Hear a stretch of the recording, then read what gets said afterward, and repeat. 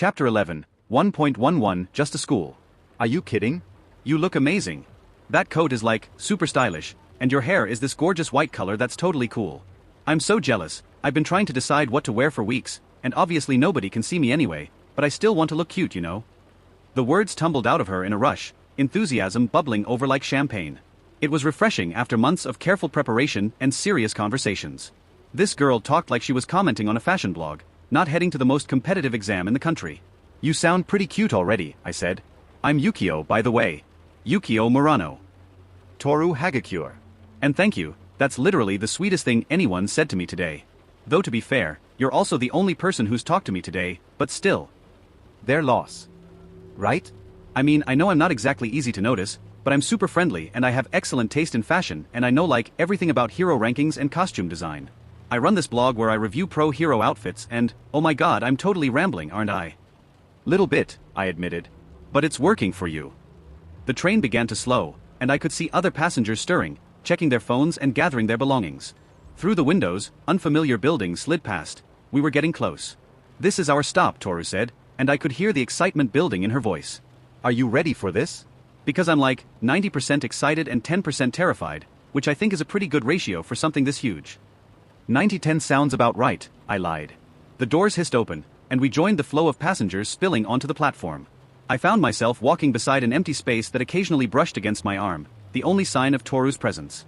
Other students moved around us, some in school uniforms, others in casual clothes, all of them betraying their nerves in small ways. A bouncing knee here, a thumb worrying the strap of a bag there. They were all trying to project confidence, and they were all failing in the exact same way. So what's your quirk? Toru asked as we climbed the station stairs. Kinetic charge, I said. I can store energy in objects and release it on impact. Turns anything into a weapon or a tool. That's so cool. Like, you could charge a coin and flick it and it would explode? Mine's obviously invisibility, which is like super useful for stealth but not exactly what you'd call photogenic, you know? I've been working on some new applications though, light refraction and stuff. I want to be a spotlight hero. A spotlight hero. I almost laughed. An invisible girl desperate to be seen, standing next to a fraud who'd built a fortress of visibility. We were a perfect, walking contradiction. And for some reason, that made it easier to breathe. We reached street level and followed the crowd of exam takers down a wide boulevard. The morning sun felt good on my face, and Toru's constant chatter kept my nerves from building too much momentum. She had opinions about everything, the architecture of the buildings we passed, the fashion choices of other students, the way the cherry trees were just starting to bud. Oh, I totally forgot to ask, she said as we turned a corner. What made you want to be a hero? I mean, besides the obvious awesome factor. Someone important to me believes I can be, I said. Figured I should probably live up to that. Ah, that's so sweet. Is it your girlfriend? Please tell me it's not your girlfriend because that would be like, super romantic but also devastating for my chances. I choked on a laugh. My sister. And what chances?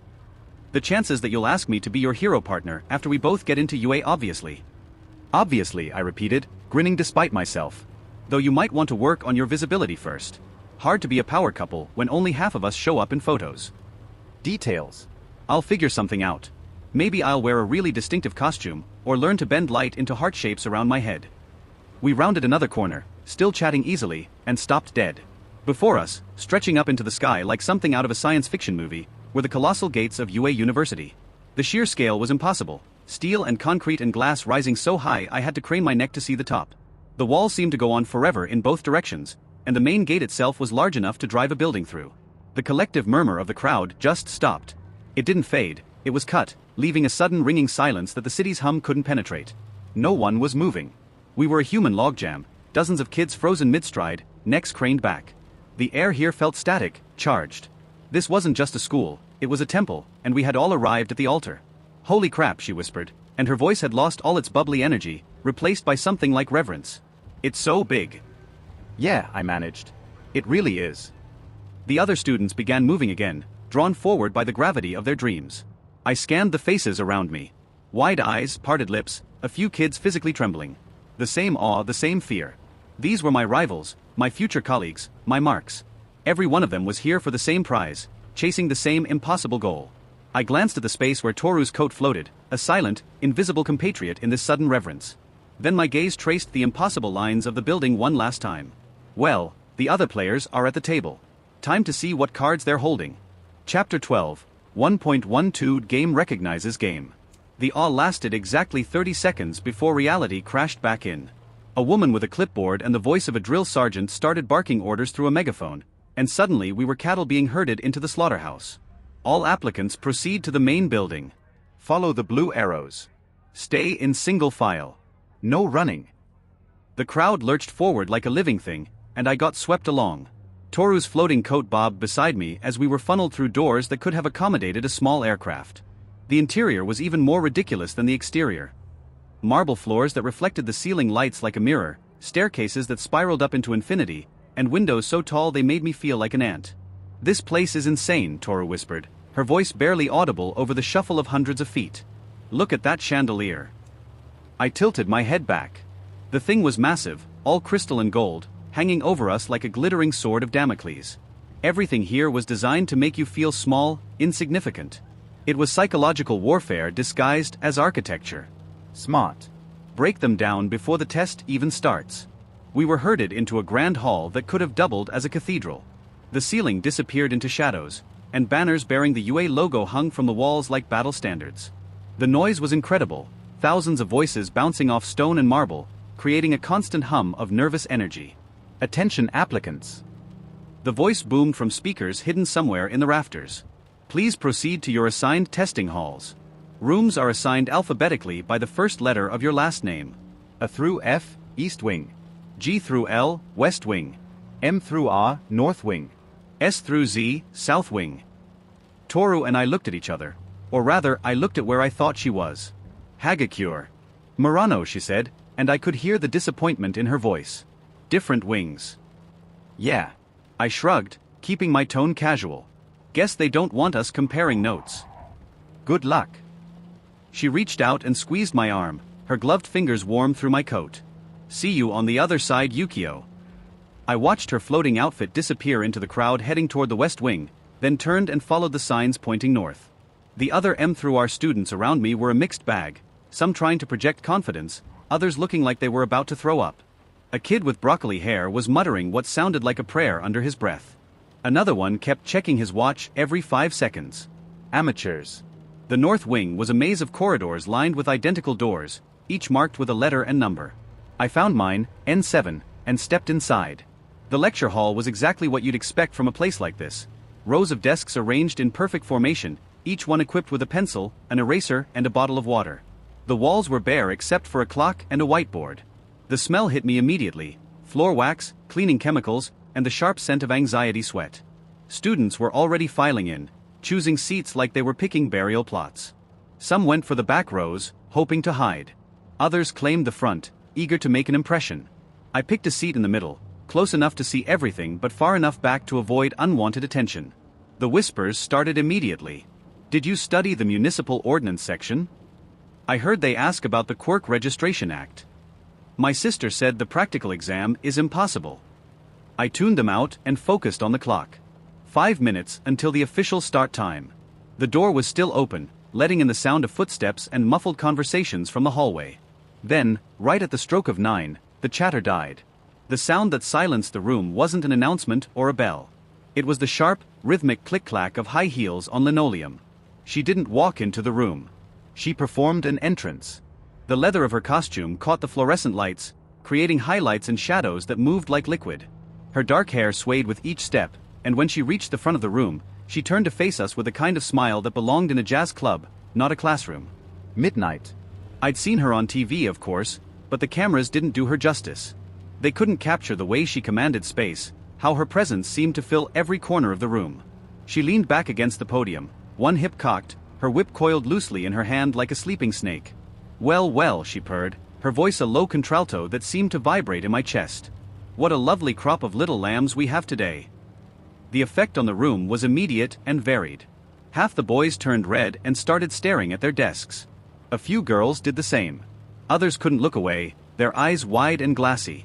One kid in the front row actually gulped, the sound audible in the sudden silence. I just watched her, a faint smile tugging at the corner of my mouth. This was theater, pure and simple. She was using every tool in her arsenal: voice, body language, costume, reputation, to establish dominance before the test even began. It was beautiful in its efficiency. Her gaze swept across the room, cataloging reactions, filing away information. When her eyes met mine, I didn't look away or blush or stammer. I met her stare with calm interest. For just a moment, her smile shifted. It became less performance and more genuine amusement. Game recognizes game, her expression seemed to say. The rules are quite simple, she continued, pushing off from the podium and beginning a slow prowl between the desks. You have 90 minutes to complete your examination. That should be more than enough time for anyone with proper stamina. Chapter 13, 1.13 My Future Stepping Stones. She paused next to a boy with green hair who looked like he was about to faint. There will be no cheating. No peeking at your neighbor's work. No communication of any kind.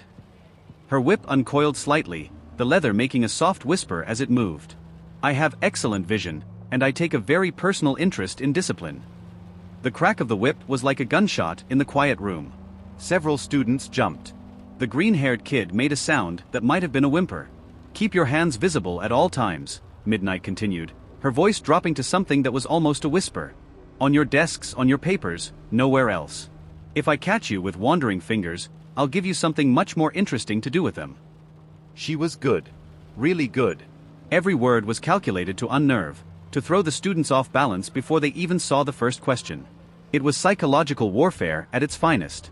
But I'd played this game before, in rooms where the stakes were higher and the players more dangerous. In casinos where a misread could cost you everything, where knowing when someone was bluffing could mean the difference between walking away rich or walking away breathing. Midnight wasn't trying to seduce or intimidate me. She was putting on a show, and I was appreciating the artistry. Any questions? She asked, returning to the front of the room. Silence. Excellent. You may begin now. The exam papers were distributed by floating sheets, someone's quirk probably. I turned mine over and scanned the first page. Hero law, ethics scenarios, strategic thinking problems. Exactly what Kimiko had drilled into me for 2 months. Question 1. A villain with a hostage demands safe passage in exchange for the civilian's life. You are the only hero on scene. What is your primary consideration? Child's play. Kimiko had made me write essays on this exact scenario. I picked up my pencil and started writing, my hand moving across the page in smooth, confident strokes. Question 7. Explain the legal framework surrounding quirk usage in emergency situations by unlicensed individuals. I'd lived this one. The night I met MT Lady, when I'd used my quirk to stop that thug, I'd technically been breaking the law. But the Good Samaritan provisions covered civilian intervention in life-threatening situations, provided the force used was proportional and... The clock ticked. Papers rustled. Someone behind me was erasing something for the 3rd time. I kept writing, my mind moving through the questions like water through a channel. This wasn't a test, it was a formality. The real evaluation would come later. Question 23. A fellow hero's actions result in significant collateral damage during a rescue operation. How do you handle the situation?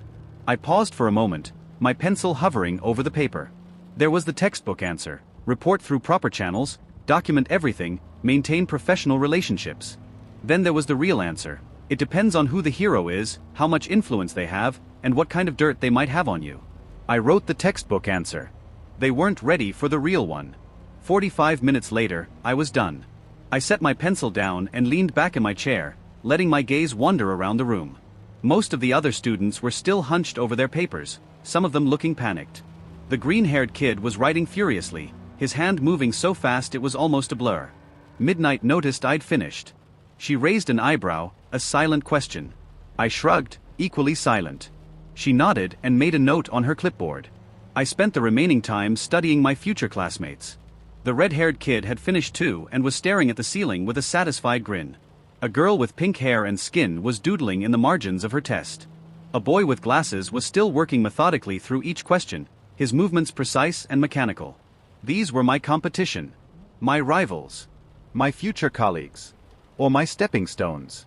Time, Midnight called, her voice cutting through the scratching of pencils and the rustle of papers. Pencils down. Papers face down on your desks. The collective sigh of relief was audible. Some students slumped in their chairs. Others looked like they wanted to keep writing. The green-haired kid was muttering something under his breath that sounded like a mantra. Congratulations, Midnight said, her smile returning to full wattage. You've survived the first round. Those of you who pass will receive notification for the practical examination. For those who don't, She shrugged eloquently. There's always next year. Papers were collected by the same floating Quirk that had distributed them. Students began filing out, their voices rising as they compared answers and shared their panic. I stood and stretched, working out the kinks from sitting still for 90 minutes. As I headed for the door, Midnight's voice stopped me. Murano. I turned back. She was sitting on the edge of her desk now, one leg crossed over the other, her clipboard balanced on her knee. Yes, ma'am.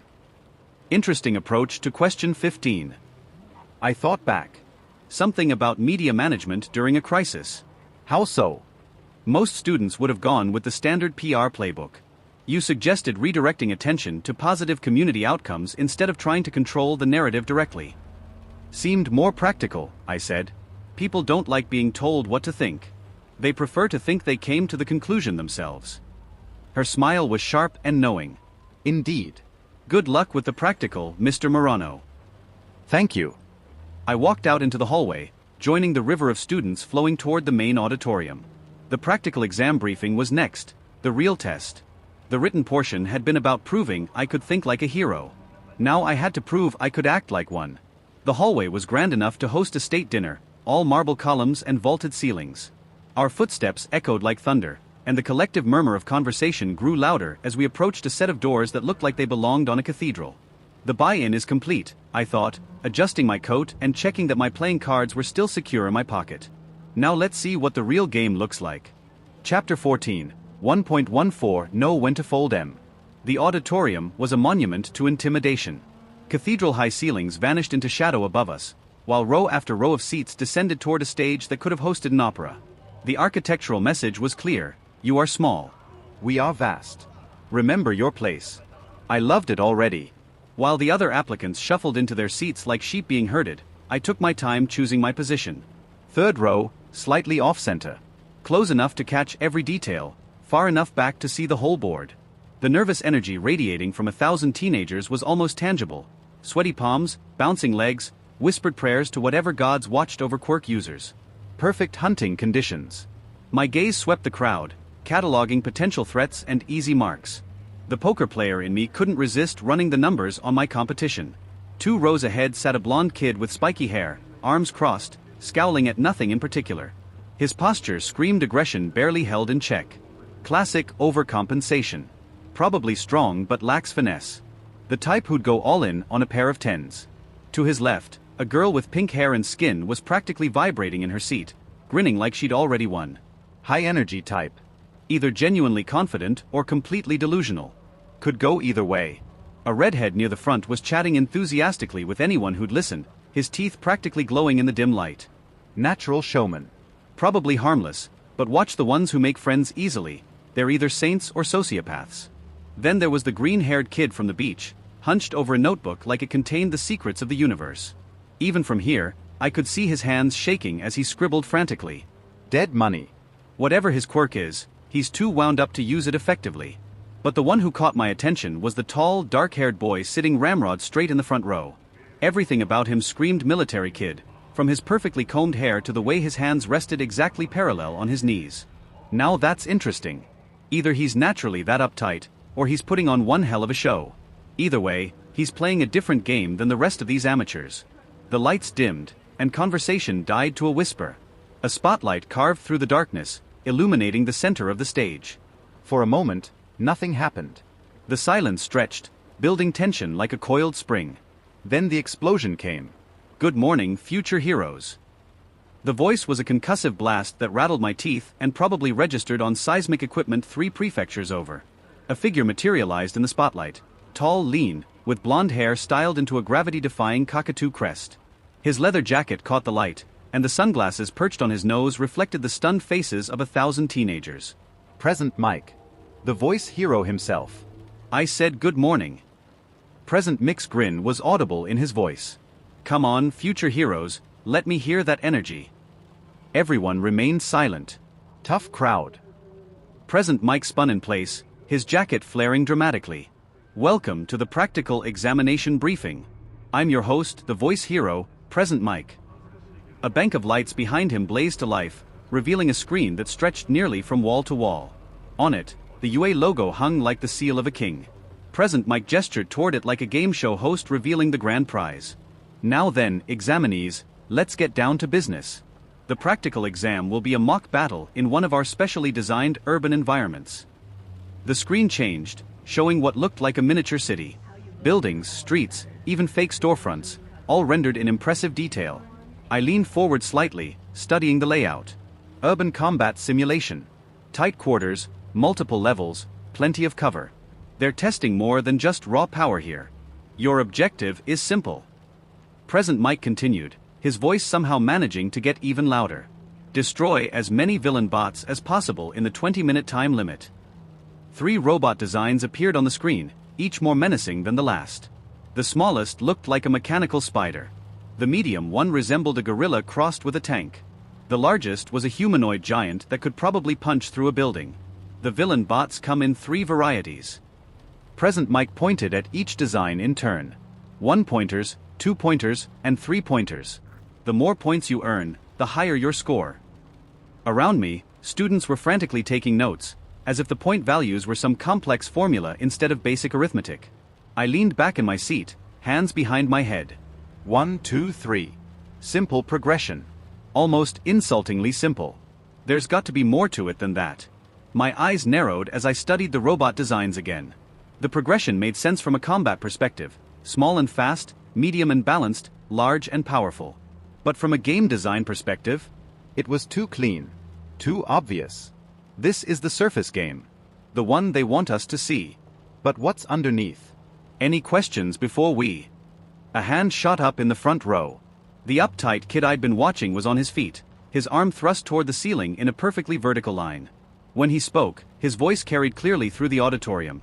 Crisp, precise, and loaded with barely contained indignation. Excuse me, sir. Present Mick's grin widened. Yes, examinee number 7111. On the handout, there are 4 types of villain bots listed, but you only explained 3. If this is an error on UA's part, it's highly unprofessional.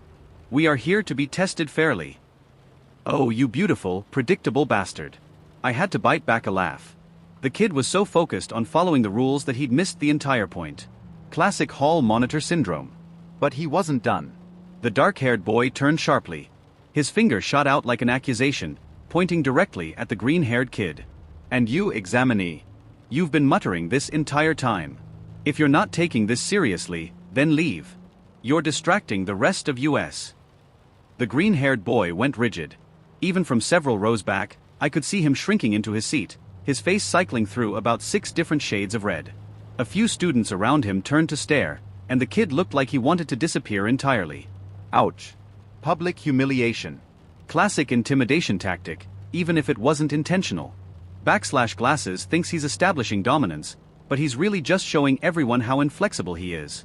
Meanwhile, Broccoli's confidence just took a critical hit. Poor bastard probably won't recover before the exam starts. Present Mike raised his hands, his grin never wavering. Excellent question, examinee 7111. That 4th robot is worth 0 points. The screen behind him changed again, revealing a 4th robot design that made the 3-pointer look like a toy. This thing was massive, easily 4 stories tall, with armor plating that could probably shrug off a missile strike. Its red eyes glowed like miniature suns, and every line of its design screamed one word: destroyer. The 0-pointer is what we call an obstacle. It's there to get in your way, so just avoid it. There's no point in fighting something that won't boost your score. There it is. The tell I'd been waiting for. In any high-stakes game, when the house tells you to ignore something, that's the only thing you should be watching. The lights dimmed on the 0-pointer's image, and Present Mike spread his arms wide. That's all from me. Good luck, future heroes. Let's go Pluyasis Ultra-Awea. As the auditorium lights came up and students began filing out, I remained seated for a moment longer. My mind was already working through the implications, calculating angles and possibilities. The 0-pointer wasn't just an obstacle, it was the real test. The hidden variable that would separate the point chasers from the actual heroes. Most of these kids will spend 10 minutes hunting 1- and 2-pointers like they're collecting coins in a video game. They'll treat it like a math problem: maximize points, minimize risk. I stood and stretched, working out the kinks from sitting still too long. Around me, conversations buzzed as students compared strategies and shared nervous energy. But heroes aren't accountants. Heroes run toward danger, not away from it. And when that 0-pointer shows up, and it will show up, most of these kids will do exactly what Present Mike told them to do. They'll run. I moved with the exiting crowd, the low buzz of their nervous chatter a meaningless background hum. In the changing rooms, I shed the calculated cool of my street clothes for something more practical, black sweatpants and a white compression shirt. Function over form, for now. The performance could wait. The house always has an edge. Always. The trick is figuring out what it is before you place your bet. But sometimes, if you're very good and very lucky, you can turn that edge against them. The crowd was thinning as students found their assigned groups. I checked my card, Battle Center B. Urban environment, 20 minutes, unknown number of competitors. The parameters of the game were set. Let the other kids play for points, I'll be playing for keeps. Chapter 15, 1.15, The High Ground. Battle Center B was a concrete jungle designed by someone with a serious urban planning degree and a healthy respect for property damage. The mock city was impressive, 3-story buildings lined streets wide enough for tank battalions, complete with fake storefronts, traffic lights, and even a few decorative fire hydrants. Every surface looked sturdy enough to withstand whatever chaos a few hundred superpowered teenagers could unleash. Classic intimidation architecture. Make the arena look so real that the kids forget it's just an elaborate video game level. I stood apart from the cluster of nervous applicants, hands buried in my pockets, rolling a steel ball bearing across my knuckles. The metal was cool against my skin, a familiar weight that grounded me while chaos swirled around me. Other students were stretching, comparing quirks, or staring at the massive gates like they were the entrance to the underworld. Suddenly, small gloved hands cupped my jawline from behind, fingers stretching upward in what was clearly an attempt to cover my eyes. They fell short by a good 6 inches, leaving the would-be surprise attacker grasping at air around my cheekbones.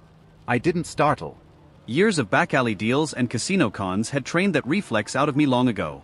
Instead, I simply paused, cocked my head slightly, and looked down.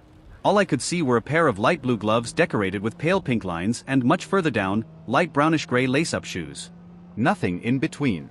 Just empty space shaped like a person. Ah man. The voice that emerged from the void was bright, bubbly, and loaded with mock frustration. I was totally going for the classic guess who move, but you're like ridiculously tall. This is so not fair. My lips twitched upward. Hey Hagakure, I said, my voice settling into its familiar lazy drawl. How was the rye? I stopped mid-sentence, my brain catching up to what my eyes were seeing. Or rather, what they weren't seeing. Where are your clothes? Eep. The gloves flew up to where her cheeks would be, and I could practically hear her blushing. Ah. A girl's gotta have her secrets, you know. It gives me a tactical advantage in combat situations. Her voice dropped to a conspiratorial whisper, though she sounded pleased rather than embarrassed. But wow, sharp eyes. I like a guy who pays attention to the important details. I always watch the hands, I replied. They tell you everything you need to know about a person's intentions. Ooh, mysterious. I love. And go. Present Mick's voice exploded across the arena like a sonic boom, shattering our conversation and sending every student except me into a moment of stunned paralysis. They'd been expecting a countdown, a moment to prepare, some warning before the chaos began. Rookie mistake. The house never waits for you to be ready. While everyone else was still processing the sudden start, I hit the entrance at a dead sprint, putting 3 full seconds between myself and the nearest competitor. First rule of any game, position is everything. Second rule, never let the other players catch up. I didn't run blindly into the mock city like some kind of berserker. That was amateur hour, the kind of mistake that got you eliminated before you even started scoring. Instead, I vaulted onto the fire escape of the nearest building, my enhanced agility from months of training carrying me up the metal stairs 3 at a time. From my elevated position, I could see the entire arena spread out below me. Robots were already emerging from hidden panels in the buildings, their red eyes scanning for targets. Most were the spider-like 1-pointers, skittering across the streets. A few 2-pointers lumbered between them, their gorilla tank frames bristling with weaponry. And somewhere in the distance, I could hear the heavy footsteps of the 3-pointers beginning their patrol routes. Perfect. Time for the opening act. I reached inside my pocket and withdrew a deck of playing cards. My quirk hummed to life as I selected 5 cards, violet energy crackling along their edges as I charged them. The power felt different now than it had 2 months ago, more controlled, more precise. I could feel exactly how much energy each card could hold, could sense the sweet spot where maximum power met optimal stability. I fanned the cards out between my fingers and took aim. 1, 2, 3, 4, 5. A flick of my wrist sent them sailing in 5 different directions, each card following a carefully calculated trajectory. They weren't flying straight at their targets. That would be boring. The first card struck a lamppost, ricocheted off at a perfect angle, and slammed into a one-pointer that had been trying to flank a group of students. The robot's head disappeared in a burst of violet light and twisted metal. The second card bounced off a fire hydrant, curved around a corner, and found a two-pointer that thought it was safely hidden behind a building. The explosions sent mechanical parts raining down like confetti. The third and fourth cards performed an intricate dance of ricochets, using the urban environment as a billiard table. Wall to mailbox to street sign to robot. Each impact redirected their paths until they found their marks in a synchronized double strike that painted the street in purple fire.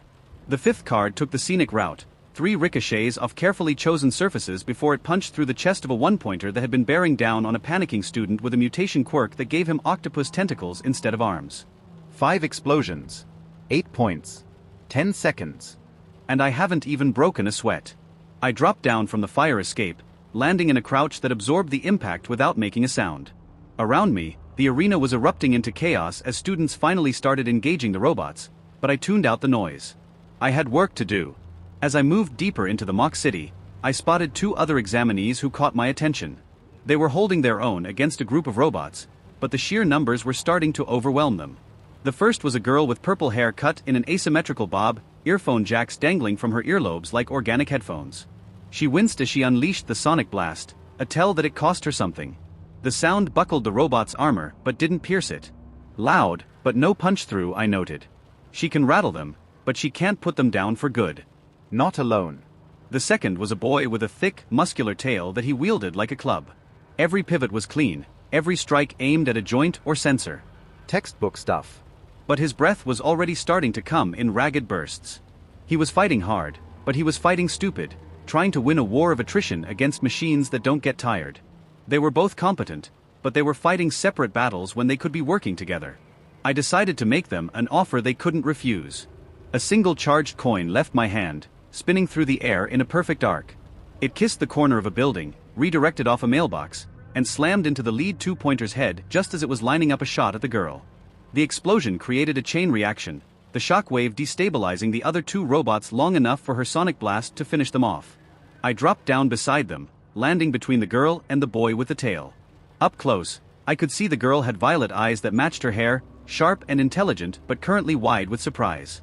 The boy had kind brown eyes and an honest face, the kind that probably never told a lie in his life. Perfect. 1 tactician, 1 frontliner. All I need is to convince them that working together serves their interests. Not bad, I said, addressing both of them while keeping my voice casual. But you're wasting energy fighting separately when you could be covering each other's weaknesses. The girl's eyes narrowed slightly, her jacks coiling defensively. And you are? Someone who just saved you 30 seconds of robot fighting, I replied, my smirk returning. How about a deal? I pointed to the boy with the tail. Tail, you take point.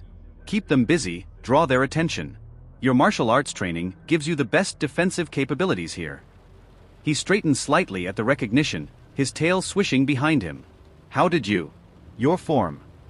I turned to the girl. Earlobes, you're the radar.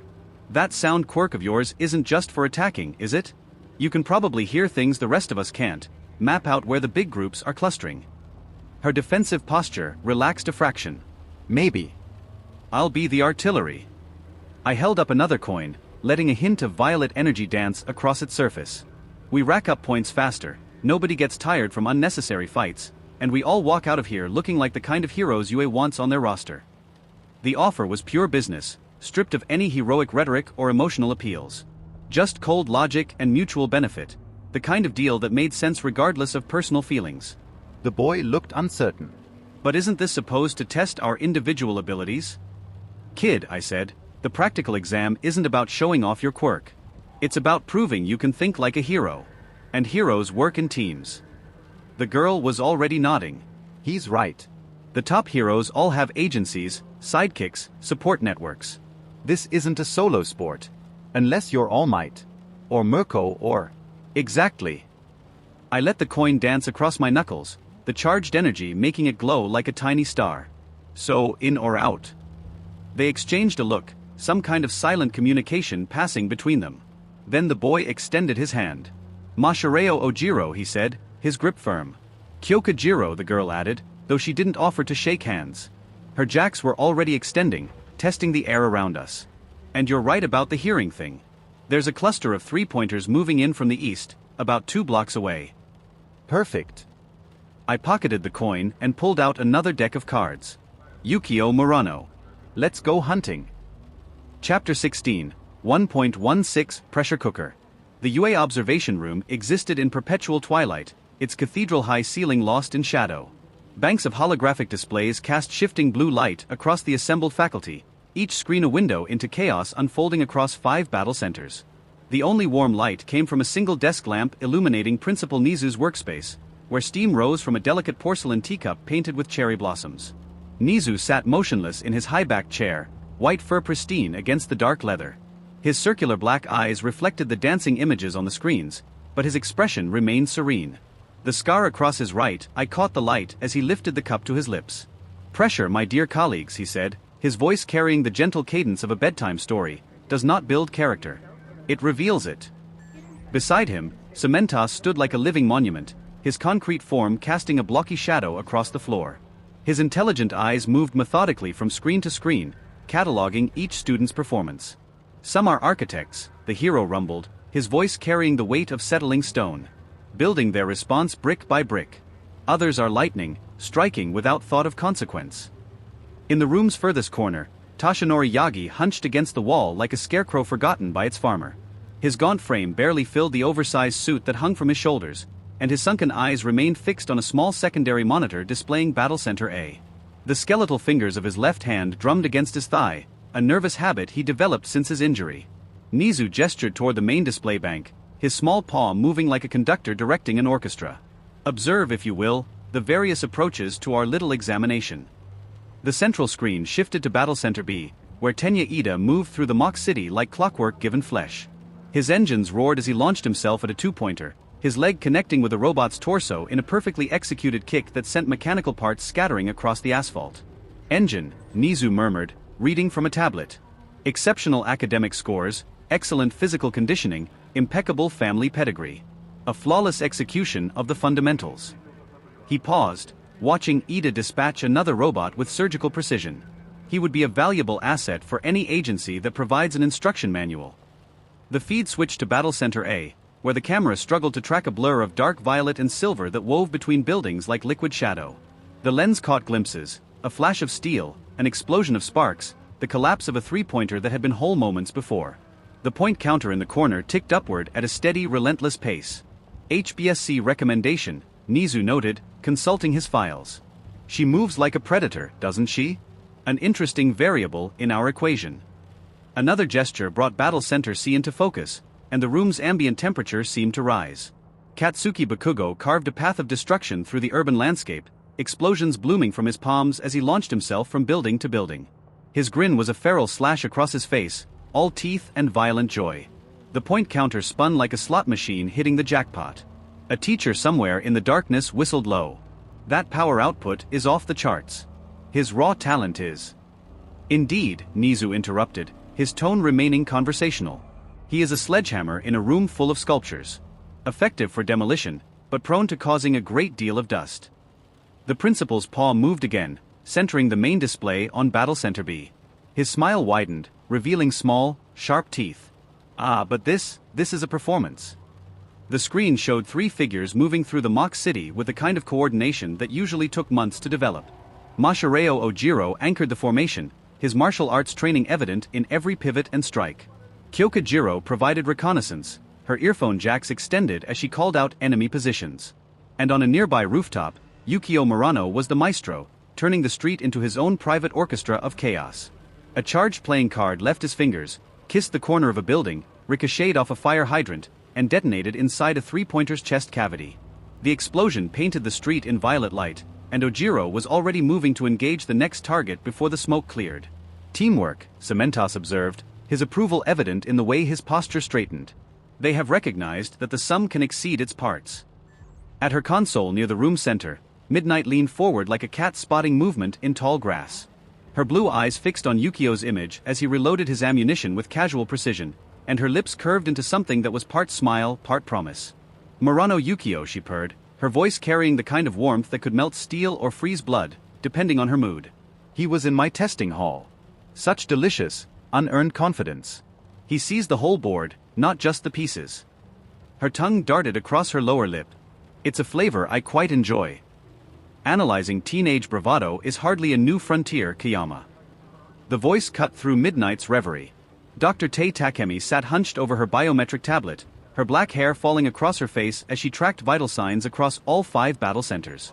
Her lab coat bore coffee stains and what might have been blood, and her glasses reflected the glow of her screen. It's the psychological equivalent of candy, Takemi continued without looking up.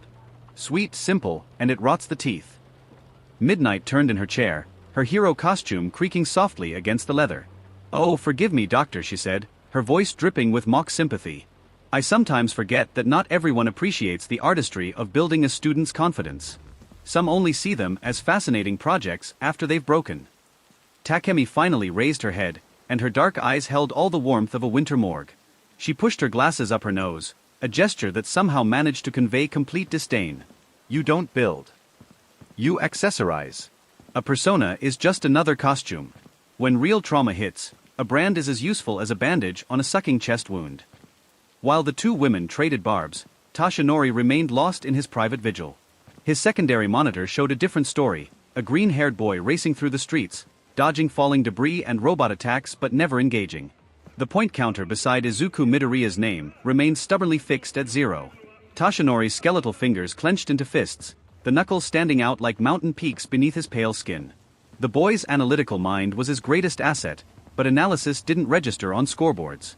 "Come on, my boy," he thought, his internal voice carrying all the weight of his diminishing power.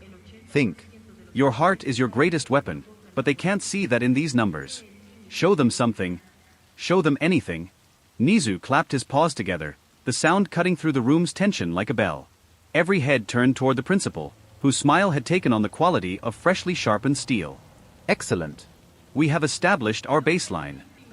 His black eyes moved across the displays, cataloging each student's performance like a chess master studying the board. "We have observed the planners, the predators, the powerhouses, and the performers. The overture is complete." His paw hovered over a section of his control panel that had been cordoned off by red tape. A single button sat beneath a clear dome, larger than the others and labeled with a simple symbol, 0. "We have seen how they perform when they are hunting," Nizu mused, his voice carrying the same gentle tone he might use to discuss the weather. "Now, let us see how they perform when they are hunted." The room fell silent except for the soft hum of electronics and the distant sound of explosions from the battle centers. Even Midnight and Takemi had stopped their verbal sparring, their attention drawn to the principal's theatrics. Nizu's smile stretched wider, revealing more of those sharp white teeth. His paw descended toward the button like a judge's gavel seeking its target. "Let us see who breaks." The button clicked. And who breaks through? Alarms began to wail across all 5 battle centers, their electronic shriek cutting through the sounds of combat. On every screen, emergency lights bathed the mock cities in hellish red, and the ground began to tremble. From hidden bays built into the battle center's foundations, something massive began to rise. 1.17 curtain call. The steel ball bearing rolled across my knuckles in a lazy figure eight, its weight familiar against my skin. Ojiro had just taken down another 2-pointer. His martial arts form was textbook perfect, all controlled power and disciplined technique. Jiro called out coordinates from her perch on the fire escape, her earphone jacks extended like metallic antennae. Our little team was running like clockwork, and my point counter was climbing at a satisfying pace. Then the world lurched sideways. The building beneath me didn't just shake, it bucked like an angry horse trying to throw its rider. My knees bent automatically, arms spread for balance as the rooftop tilted at an angle that gravity really didn't appreciate. The steel bearing slipped from my fingers, clattering across the suddenly uneven surface. "What the hell?" Jiro's voice cut off as the sound hit us. It wasn't an explosion or a crash. It was deeper than that, a bass note so low it bypassed my ears entirely and went straight to my bones. The kind of sound that made your teeth ache and your spine remember it was just a fragile stack of calcium waiting to be rearranged. Every window in the mock city sang in harmony, a crystalline chorus of stress fractures spreading like spider webs. In the distance, something impossible was happening. The skyline was wrong. Where there had been a cluster of mid-rise buildings, now there was just shadow. A darkness so complete it seemed to devour light itself, stretching upward until it disappeared into the afternoon sky. "Oh, you magnificent bastards," I whispered, and I couldn't keep the grin off my face. The scramble of feet on metal made me turn. Ojiro had scaled the building's side in 3 impressive bounds, his tail coiled tight against his back, a tell I filed away for future reference. Jiro was right behind him, her usual casual confidence replaced by something tighter, more focused. "Murano." Ojiro's voice carried the kind of edge that suggested he'd already figured out what was casting that shadow. "We need to move. Now." But I wasn't looking at them anymore. My attention had shifted to the street below, where our carefully ordered battlefield had transformed into something much more interesting. Students who'd been locked in combat with robots were now running, not retreating, fleeing, their point totals forgotten in favor of basic survival instincts. Smart kids. Well, smart enough to recognize a rigged game when they saw one. The shadow was moving now, and with it came the sound of civilization being politely asked to step aside. Concrete groaned. Steel shrieked. Glass surrendered in cascading waterfalls of glittering fragments. Whatever was making its way through the mock city wasn't bothering with things like structural integrity or architectural preservation. Then I saw it. The zero-pointer rose above the building line like some fever dream of military engineering, all brutal angles and malevolent purpose. Its single red eye swept across the battlefield, and I could practically feel the targeting algorithms running behind that crimson lens. The thing had to be 60 meters tall, maybe 70, built like someone had asked a child to design the scariest robot possible and then given them unlimited funding. "Holy shit," Jiro breathed, her jacks retracting so fast they practically snapped back against her earlobes.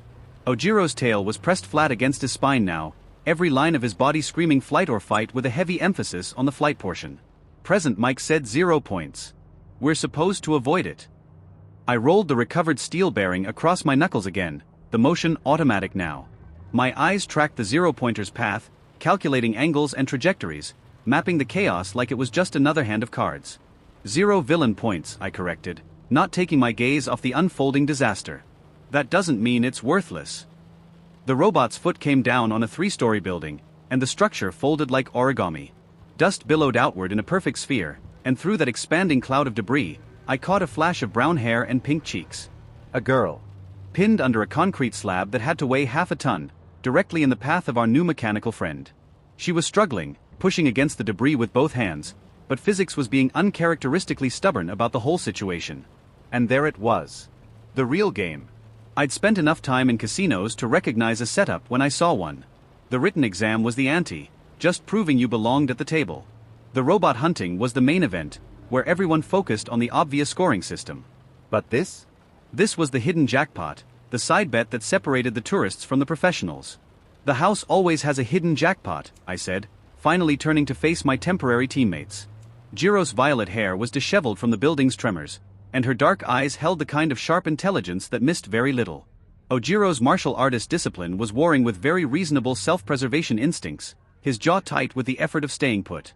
Both of them were staring at me like I'd just suggested we have a picnic in the middle of a hurricane.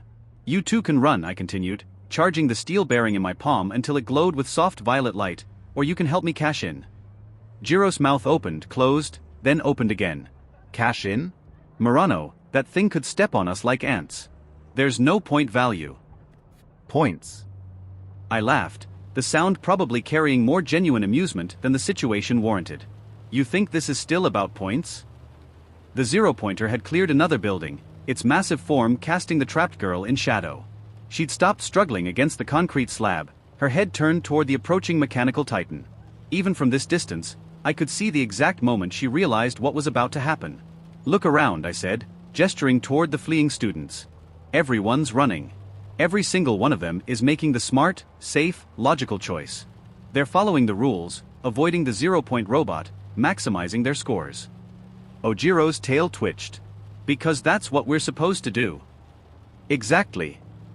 The charged bearing was warm against my palm now, its violet glow pulsing in rhythm with my heartbeat.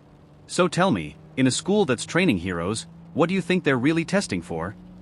The question hung in the air between us while the zero-pointer took another earth-shaking step. Jiro's eyes widened as the implications hit her, and I watched her mental gears shift from survival mode to something more complex. "They're not testing our ability to follow instructions," she said slowly. "They're testing whether we'll break them. Winner, winner, chicken dinner." I pointed toward the trapped girl. Brown hair, pink cheeks. She's got maybe 30 seconds before our metal friend turns her into street art. Ojiro followed my gaze, and I watched his expression change.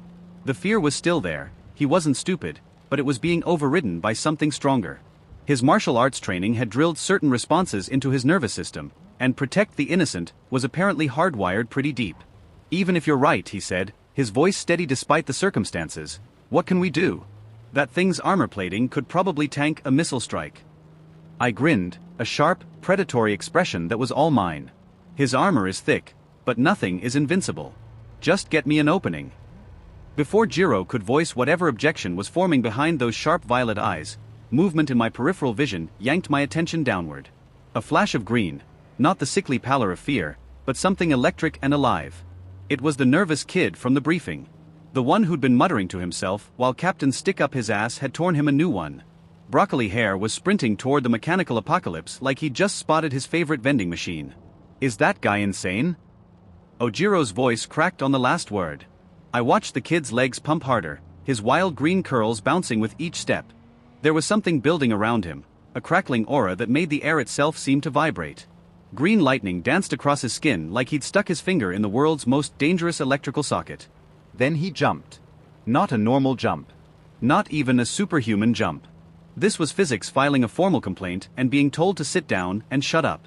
The kid launched himself into the air like a green comet, his right arm cocked back, fist glowing with enough concentrated power to make my charged ball bearings look like party tricks. Holy shit, Broccoli. My respect for the kid skyrocketed. This wasn't just courage. This was the kind of beautiful, suicidal madness that separated legends from footnotes. The kid was aiming for the zero-pointer's head, going for the kill shot with everything he had.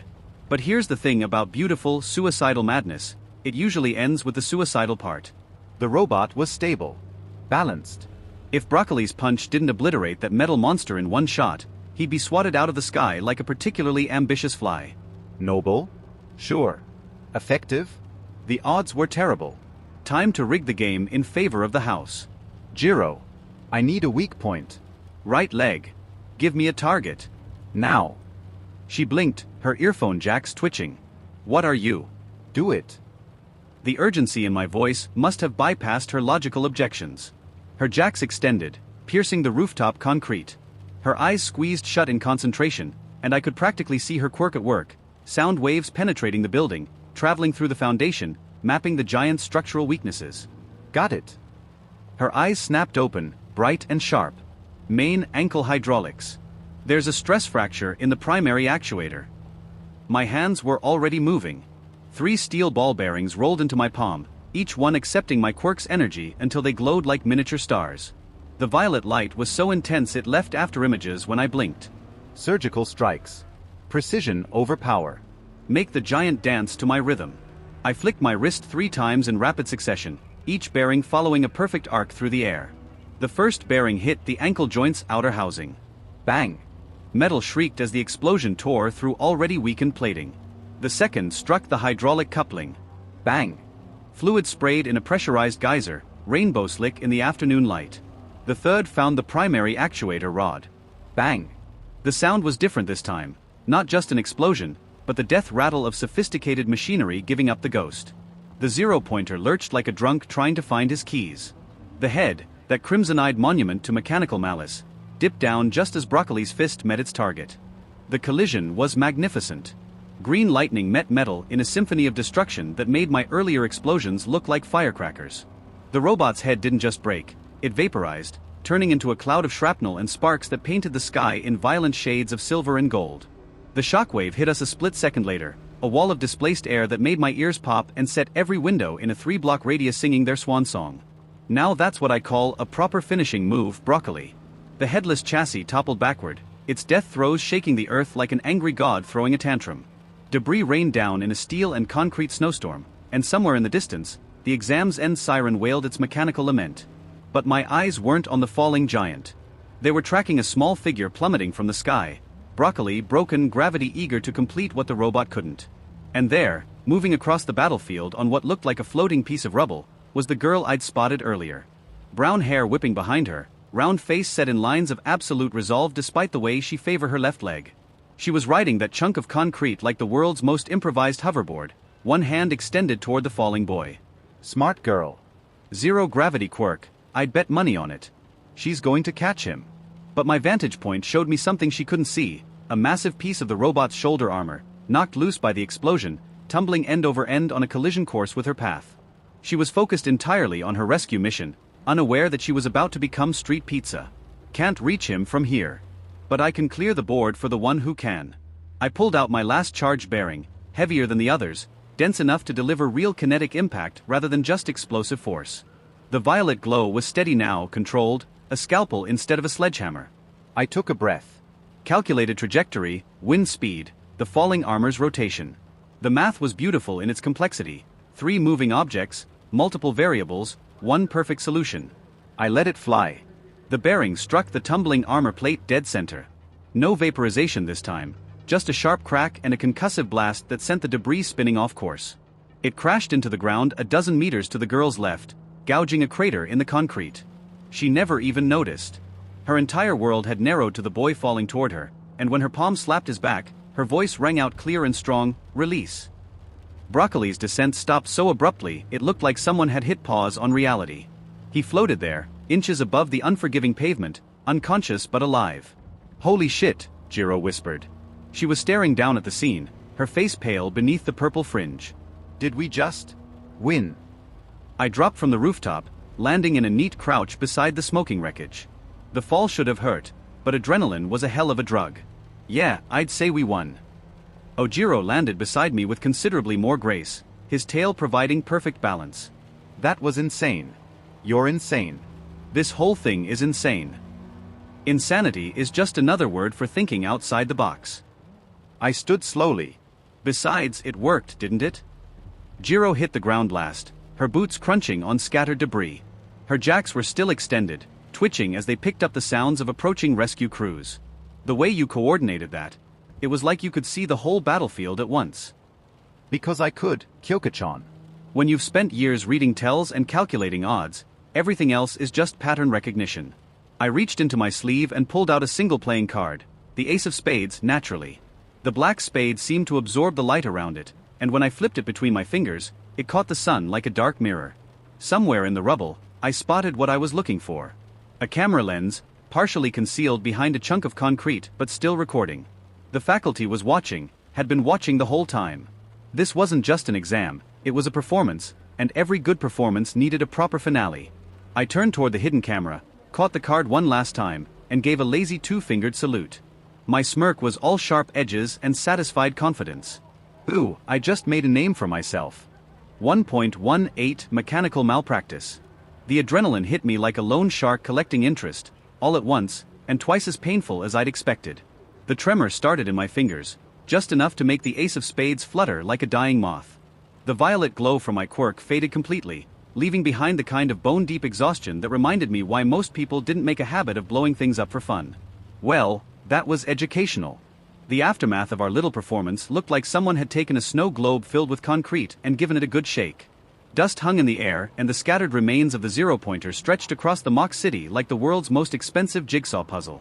Emergency sirens wailed their mechanical lamentations while search and rescue drones buzzed overhead like caffeinated bees. Jiro shifted her weight from foot to foot, her earphone jacks coiling and uncoiling. The girl who'd just helped me coordinate a takedown of a 60-meter death machine was suddenly finding her boots fascinating. "Hey, She tucked a strand of purple hair behind her ear. "That was... the way you saw the whole battlefield like that.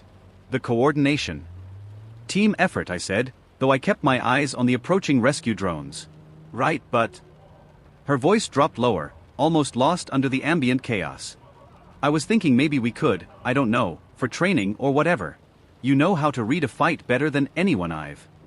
The medical drone descended between us like the world's most poorly timed chaperone, its rotors kicking up a fresh cloud of dust and debris. Red crosses blazed on its white hull as it settled on the cracked pavement with mechanical precision. "All examinees remain stationary for medical assessment," it announced in a voice that could wake the dead. Jiro's request died in the drone wash. She bit the inside of her cheek, her earphone jacks tightening into frustrated little coils. The expression said everything. A scanner beam swept over me and the drone's speakers crackled to life. Subject: minor lacerations, quirk exhaustion level 2, no immediate threats to vital functions. Proceed to Triage Area C for standard decontamination and evaluation. Triage Area C? I called back to Jiro, but she was already being herded in a different direction by her own mechanical guardian. Ojiro had vanished entirely, swallowed up by the relentless efficiency of the medical response. So much for exchanging contact information. Nothing like a little bureaucratic efficiency to kill the moment. The drone scanner beam shifted to an insistent red, and I got the distinct impression that arguing with military-grade medical equipment was a losing proposition. I followed its blinking lights toward a cluster of white tents that had sprouted from the ground like mushrooms after rain. Triage Area C was a collection of automated med stations in neat rows, staffed by bots designed with a clinical allergy to personality. I was directed to a cot, told to wait, and then promptly ignored by every piece of machinery in the vicinity. From hero to waiting room patient in under 5 minutes. That might be a new record. I settled back on the cot and took stock of my situation. My clothes were torn in several places, occupational hazard of fighting giant robots, and I had a collection of scrapes that stung like paper cuts from hell. The medical bots moved through their routines like clockwork, applying bandages and dispensing medication. One of them rolled up to me, extended a scanner arm, and gave me another thorough examination before declaring that I was stable but requires observation. Story of my life.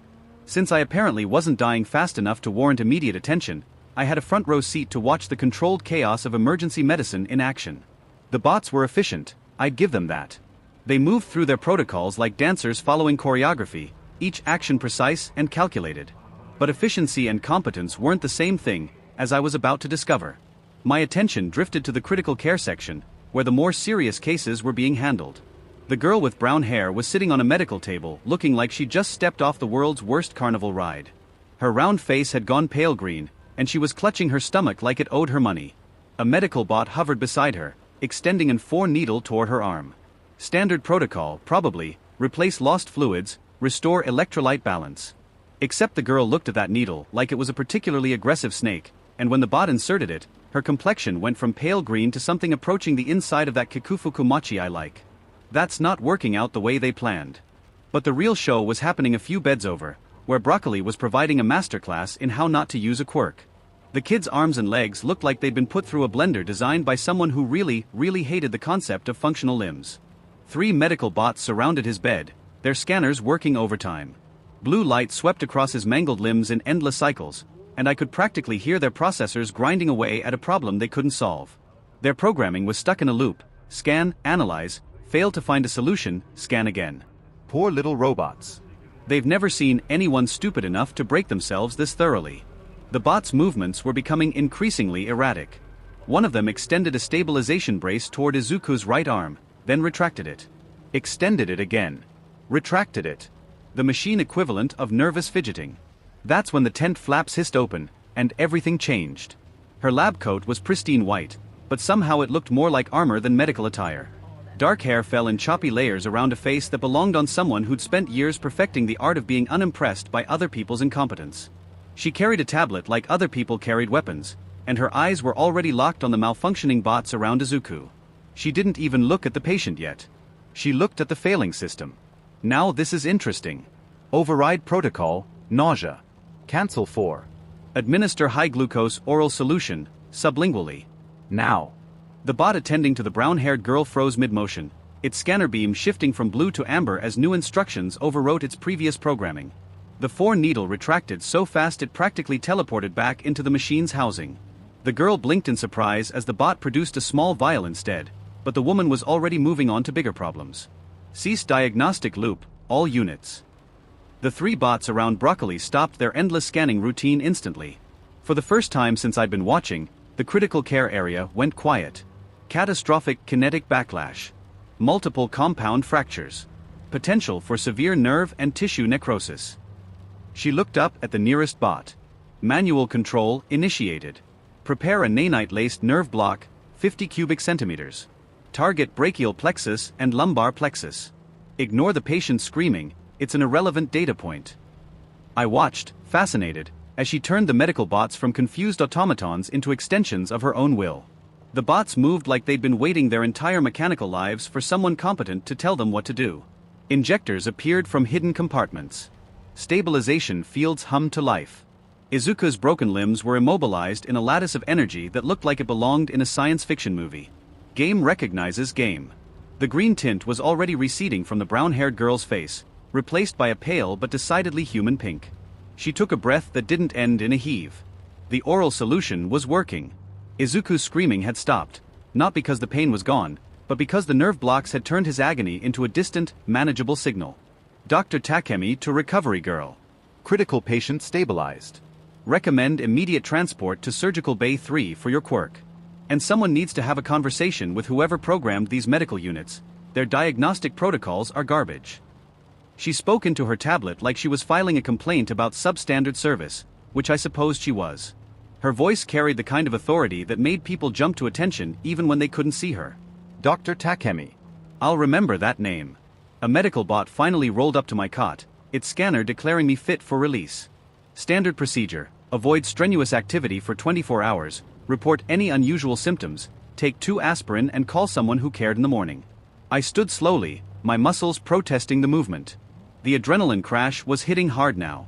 The mock city was already being cleared by cleanup crews, massive machines reducing our battlefield to manageable chunks of recyclable debris. Students streamed toward the exit gates in small groups, their conversations a mix of excitement and exhaustion. I spotted Jiro near the main gate, her purple hair unmistakable even in the crowd. She was talking to Ojiro, both of them looking around like they were searching for someone. Probably me. But my legs felt like they were made of lead, and the thought of navigating through the crowd to reach them seemed about as appealing as solving calculus problems while being attacked by wasps. Besides, if we'd all passed the exam, and I was reasonably confident we had, there would be plenty of time for reunions later. Assuming we all get into the same class. Wouldn't that be convenient? I took a different path toward the exit, one that led away from the crowds and toward the quieter side of the campus. My phone buzzed against my leg, probably Kamiko, wondering how the exam had gone. She'd want details, a full report on everything that had happened. But right now, all I wanted was to get home. To sit on our lumpy couch and eat whatever miracle Kamiko had managed to create from our perpetually understocked kitchen. To process everything that had happened in the comfortable silence of our small apartment. Curry. She said she was making katsu curry tonight. And after the day I'd had, that sounded like the most heroic thing in the world. 1.19 The Problem Child Draft. The UA observation room looked like a war council 2 weeks after the battle. Empty coffee cups formed defensive positions around scattered tablets and holographic displays. The air tasted of exhaustion and the kind of tension that came from too many important decisions crammed into too little time. Present Mike stood at the center of it all, his blonde hair somehow still defying gravity despite the late hour. His usual manic energy had been dialed down to merely caffeinated, but his grin remained sharp enough to cut glass. All right, listeners. Welcome to the most exciting show in education, the annual first-year student draft. He gestured to the massive holographic display behind him, where hundreds of student profiles floated in neat rows. We've got the scores, we've got the footage, and we've got some very interesting conversations ahead of us. Shota Aizawa slouched in his chair like he was actively trying to become one with the furniture. His sleeping bag remained conspicuously within arm's reach, and his bloodshot eyes suggested he'd been surviving on spite and caffeine for the better part of a week. When he spoke, his voice carried the enthusiasm of someone reading a grocery list. Can we skip the theatrics and get to the problem, children? Vlad King shifted in his seat, his massive frame making the reinforced chair creak in protest. Eager to claim the best talent for yourself, Aizawa? I'm eager to finish this before sunrise. Principal Nizu sat perched on his custom chair, a delicate teacup balanced in his paws. His small, dark eyes held the kind of calculating intelligence that made even the most seasoned heroes nervous. When he smiled, it was the expression of someone who'd already seen every move in the game before it started. Indeed. While we could spend hours discussing the exemplary students, I believe our time is better spent on the more contentious cases. Nizu gestured, and 5 holographic profiles separated from the main display, floating in the center of the room like wanted posters. Our 5 most controversial non-recommendation applicants. Midnight leaned back in her chair, her costume somehow managing to look professional in the sterile conference room. Her blue eyes scanned the floating profiles with the interest of someone appraising valuable artwork. My. What an interesting collection. The first profile showed a blonde boy with crimson eyes that seemed to burn even in holographic form. Bakugo, Katsuki floated beneath his scowling face, along with test scores that made several teachers whistle in appreciation. Practical exam score, 77 points, Present Mike announced. Written exam, 98th percentile. Quirk assessment, overwhelming offensive potential. psychological evaluation, anger management issues, superiority complex, potential for. He's mine. Every head in the room turned toward the underground hero, who hadn't even bothered to sit up straighter. Just like that. Vlad King's voice carried a dangerous edge. No discussion? No consideration for what Class 1B might offer him. Class 1B would coddle him. Bakugo doesn't need encouragement. Aizawa's eyes opened slightly, revealing the red glow of his active quirk. His potential is undeniable. His attitude is fixable. But only if he's afraid of the consequences. The second profile materialized, a girl with cat ears and violet hair. Yuzuriha appeared beneath her image, though notably without a family name. Her test scores were impressive, but the notation, HBSC asset, classified, made several teachers shift uncomfortably. Ah, Nizu's voice carried a note of genuine interest. Our little Kunoichi. Practical exam, 64 points, but that hardly tells the story. She eliminated 47 robots without being detected by a single camera until the final 2 minutes. She's HBSC, Vlad King said, his distaste clear. A government spy in training. Do we really want that kind of influence in our classrooms? We want that kind of talent. Midnight's purr carried a note of professional appreciation. A girl who can move like that, think like that. She's going to be special. Tei Takemi looked up from her tablet, her dark eyes sharp behind her glasses. Special is one word for it. Another word is dangerous. Her psychological profile suggests severe emotional compartmentalization and a concerning lack of empathy. Which is exactly why she belongs in my class. Again, Aizawa's statement cut through the debate. This time, even Nizu's eyebrows rose slightly. Your class, Eraserhead? She's a stealth operative. An infiltration specialist. Putting her in a frontline combat class would be like using a scalpel as a sledgehammer. Aizawa finally sat up, his attention focused on the floating profile. I'm the only underground hero on this faculty. I'm the only one who understands how to train someone for psychological warfare and information gathering. She needs a teacher who won't try to make her more heroic. She needs someone who'll teach her to be effective. Midnight's smile turned predatory. How deliciously practical of you, Shota. It's logical. Aizawa's tone suggested he found Midnight's approval mildly irritating. Wasting her potential on conventional hero training would be criminal negligence. The third profile appeared before Vlad King could mount another objection. This one showed a boy with green hair and wide, nervous eyes. Midoriya, Izuku floated beneath his image, along with scores that told a story of extremes. Practical exam, 60 points, present mic continued. But here's where it gets interesting. He scored 0 points for the first 19 minutes of the exam, then earned all 60 in the final minute by destroying a single 0-pointer. One punch, Toshinori whispered from his corner, his skeletal form hunched over a steaming cup of tea. The boy destroyed a 60-meter robot with one punch. And broke every bone in his arm doing it, Tei added dryly. His medical file reads like a casualty report. Multiple compound fractures, severe quirk backlash, signs of recent similar injuries. Either he's the unluckiest student in Japan, or he has no idea how to control his own power. The fourth profile materialized, a short boy with purple hair and an expression that suggested he'd rather be anywhere else. Mineta, Minoru appeared beneath his image, along with scores that were respectable but unremarkable. Practical exam, 52 points, present mic announced. Written exam, 85th percentile. Quirk assessment, highly versatile for capture and area denial. Psychological evaluation, concerning obsession with female classmates, possible signs of. He's a pervert, Midnight interrupted, her professional demeanor cooling noticeably. His essay responses were creative in their interpretation of heroic motivation. He's also brilliant, Nizu pointed out. His strategic thinking during the practical exam was exceptional. He used environmental manipulation and trap setting to achieve maximum efficiency with minimal physical confrontation. The final profile appeared, and the room's energy shifted noticeably. The holographic boy had white hair and violet eyes that seemed to hold secrets.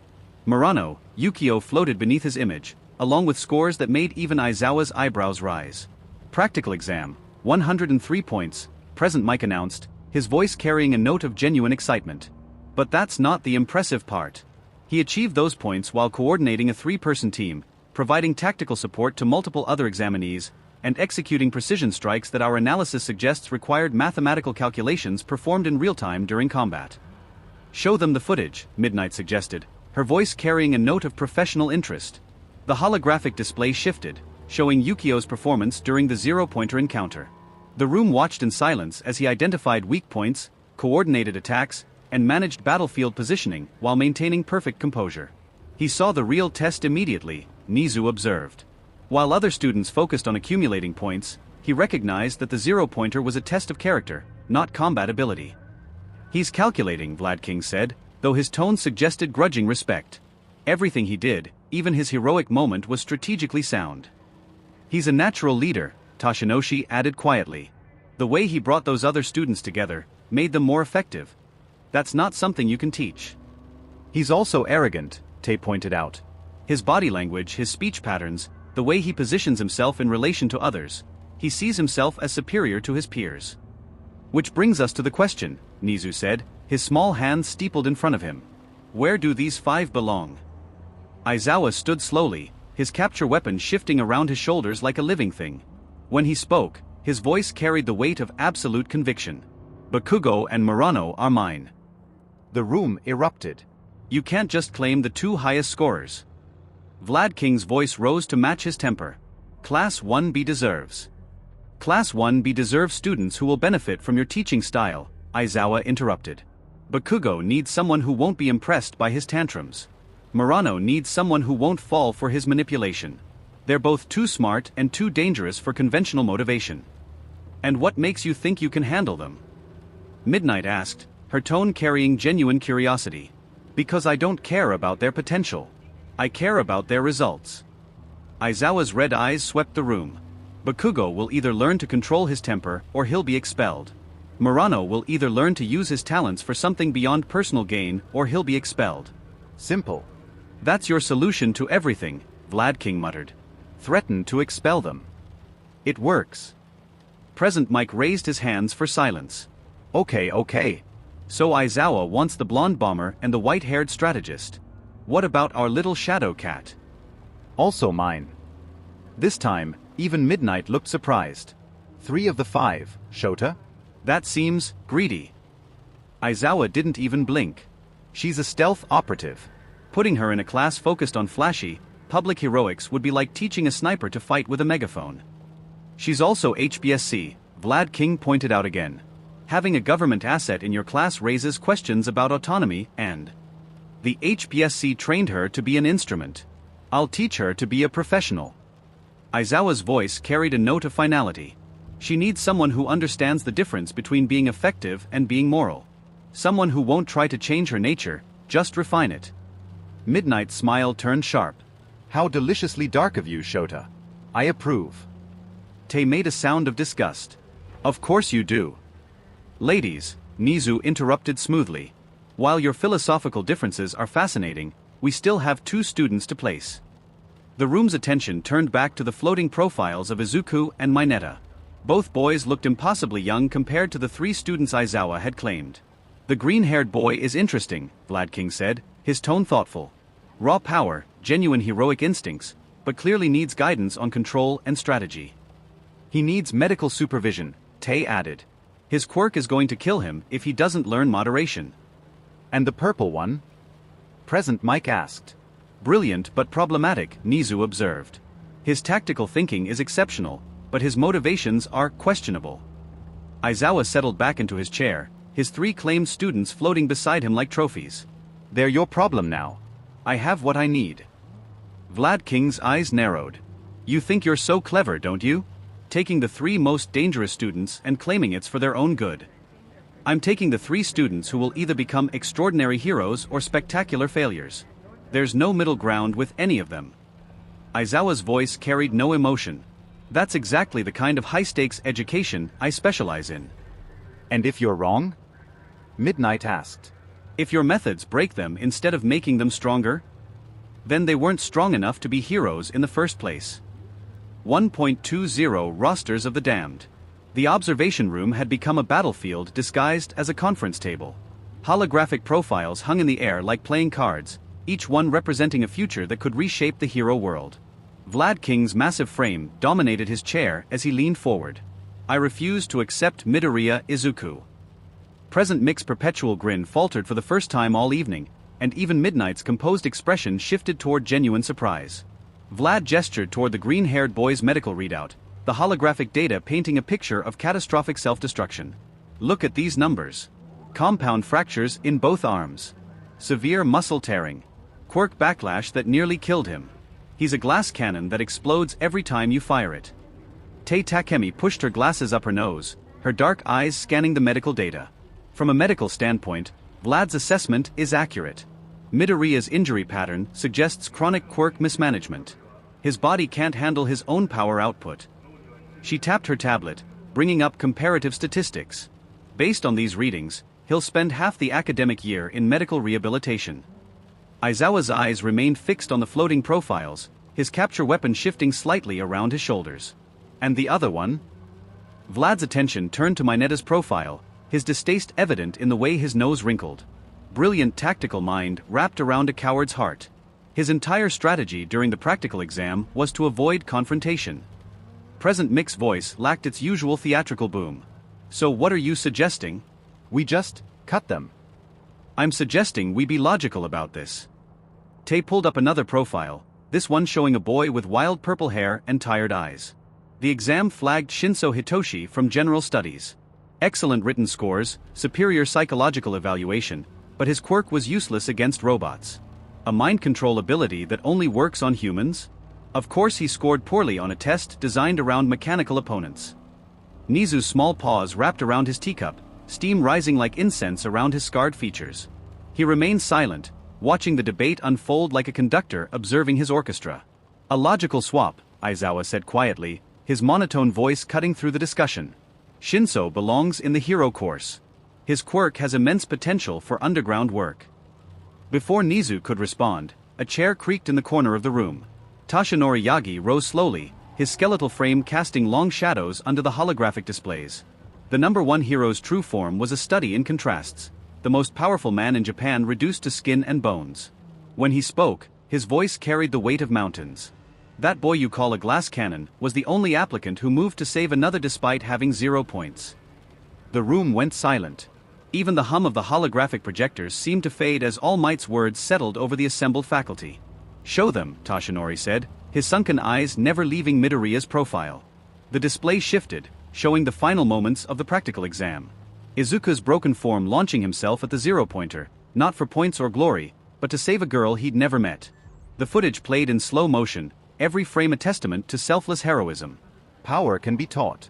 Strategy can be learned. But that spirit. Tashinori's voice cracked slightly. That cannot be manufactured. That boy demonstrated what it truly means to be a hero when he thought no one was watching. Vlad King's expression softened, his competitive fire dimming in the face of All Might's conviction. Fine. Vlad's voice carried grudging respect. My class will forge that spirit into something useful. I'll take Midoriya and Mineta. He paused, his eyes shifting to Aizawa's claimed students. But I want Murano in exchange. The room's temperature seemed to drop 10 degrees. His tactical mind is exactly what Class 1B needs, Vlad continued, his tone gaining strength. You saw the footage. He turned strangers into a coordinated unit in minutes. My class specializes in teamwork, in building heroes who can work together seamlessly. Murano would thrive under that philosophy. Vlad leaned forward, his fanged smile returning. I'll trade you Manga Fukudashi for him. The boy's got heart, passion, and a quirk that's perfect for your... No. Vlad's eyebrows rose. Just like that? No discussion. Murano is non-negotiable. Vlad King's competitive fire reignited. You think you're the only one who can handle him? I think I'm the only one who won't try to change his nature. Murano doesn't need to be made more heroic. He needs to be shown that heroism is the most profitable long-term strategy. Aizawa's tone carried absolute conviction. You try to teach him teamwork and cooperation. I'll teach him that protecting others protects his own interests. Same result, different motivation. Nizu finally set down his teacup, the delicate clink of porcelain against saucer drawing every eye in the room. Gentlemen, I believe we're approaching this from the wrong angle. Nizu's smile carried sharp edges. No, I think we need a more diplomatic solution. The principal's paws moved across his control panel, and new profiles began appearing. Students with more conventional scores, steadier psychological evaluations, proven track records of cooperation and reliability. I propose a trade of a different nature, Nizu continued. Aizawa, you may keep your 3 dangerous prospects. But to balance their volatile potential, you'll also accept Midoriya, Mineta, and Manga. Vlad King's protest came immediately. That leaves me with the students who will benefit most from your teaching philosophy. Nizu's interruption was gentle but firm. Monoma, with his need to prove himself. Ojiro, with his dedication to improvement through training. Shiozaki, with her natural inclination toward teamwork and cooperation. These are students who will thrive under your guidance, who will become the kind of heroes the world needs. Present Mike leaned back in his chair. So Aizawa gets the wild cards and the underdogs, while Vlad gets the solid foundations and team players. Precisely. Nizu's dark eyes sparkled. Each class will have exactly what it needs to succeed. Aizawa studied the proposed roster. Midoriya will need constant medical supervision, he said finally. I'll provide it, Tae replied, already making notes on her tablet. Mineta's psychological issues will require careful management. That's why they pay you the big money, Shota. Midnight purred. And Manga. Aizawa paused, considering the energetic boy's profile. I'm already getting a headache thinking about it. The principal gestured, and the holographic profiles rearranged themselves into their final configurations. Class 1A, 20 students who would either forge each other into legends or burn the school down trying. Class 1B, a collection of talented individuals who could become something greater than the sum of their parts. The rosters are set, Nizu announced, his voice carrying the finality of a judge's gavel. May fortune favor the prepared mind. As the faculty began to file out, tablets in hand and futures decided, Tashinori lingered by the displays. His sunken eyes remained fixed on Izuku's profile, and for just a moment, the number 1 hero allowed himself a small smile. The boy would be in good hands. Even if those hands belonged to the most terrifyingly effective teacher in the school.